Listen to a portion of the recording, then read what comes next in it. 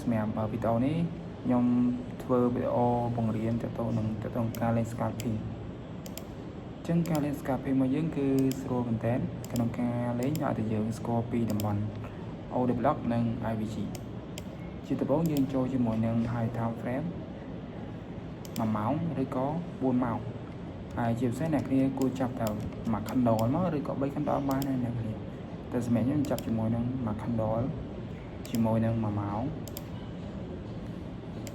អូខេបន្តមកអ្នកគ្នាសរសេរមកដាក់ week high week low មក week high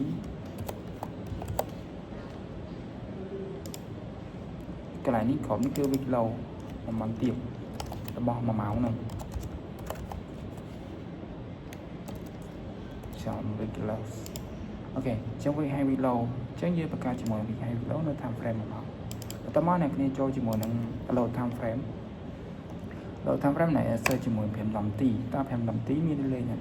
បើសិនតែ5 10ទីអត់មានលេងទេអ្នកគ្នាកុំតន់ណាលេងកុំតន់ណាចូលលេងអត់ល្អសម្រាប់ការលេង scalping មកចូលជាមួយ5ទីអូខេ5ទីយើងឃើញថានៅនេះមាន OB មួយសម្រាប់ក្នុងការលេងអញ្ចឹងមកទីផ្សារនេះ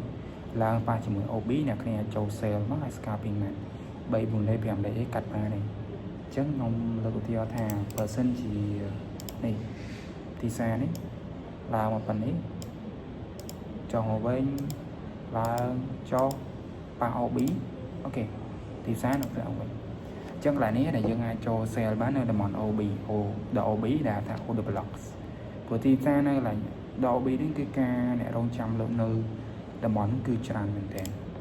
បន្តមកយើងមើលជាមួយនឹងម៉ានាទីបើសិនតែម៉ានាទីមានលេខយើងអាចលេខបាននៅជាមួយនឹងម៉ានាទីអញ្ចឹងចឹងសម្រាប់ម៉ានទីក៏មានជាមួយដល់ OB ដែរនៅខាងលើនេះអញ្ចឹងការរងចាំយើងលក់នៅខាងលើនេះមកហើយបើតំបន់នេះមានបង្កើតជាមួយ IVG អញ្ចឹងបើសិនតែទីតាំងនៅកន្លែងនេះបង្កើត IVG ឬក៏នៅខាងក្រោមនេះកន្លែងនេះបើសិនមកកូនមក condol នោះតាក់មកហើយបង្កើតកន្លែងនេះ market structure MF នេះ MF ស្អីនេះអញ្ចឹងទីផ្សារហ្នឹងគឺនឹងផ្លាស់ប្ដូរទីតាំងទៅលើវិញហើយអូខេ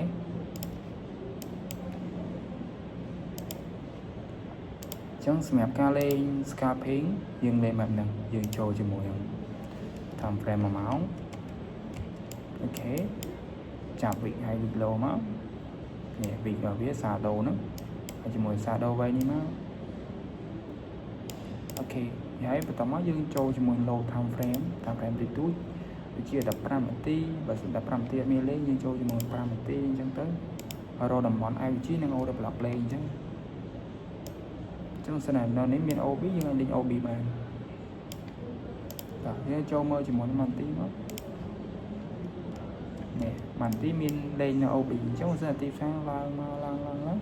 រងចាំ sale នេះអញ្ចឹងវីដេអូហ្នឹងគឺមានតែប៉ុណ្្នឹងអរគុណ